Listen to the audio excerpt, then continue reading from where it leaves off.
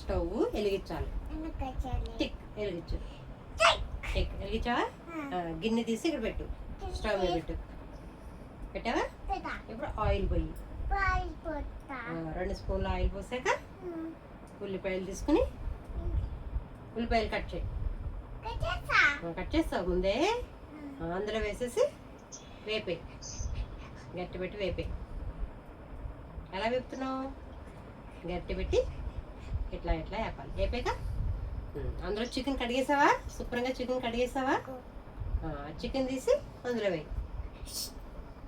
కడిగేసావా? వేసి చికెన్ అందులో వేసి మళ్ళీ ఇలా తిప్పే, గట్టి పెట్టి తిప్పేసావా? ఇప్పుడు ఉప్పు, పసుపు, కారం వేసి మళ్ళీ బాగా తిప్పేసి మూత పెట్టేయాలి. మళ్ళీ ఒక 10 మినిట్స్ నుంచి మూత తీసి మూత తీసి వాటర్ పోయాలి. మళ్ళీ వాటర్ పోయాలి కదా, వాటర్ పోసి ఆగనా?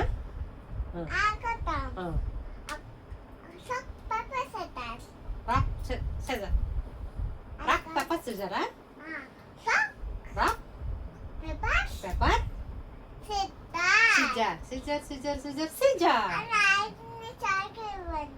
నా చాకీ ఇవ్వాలా అంటే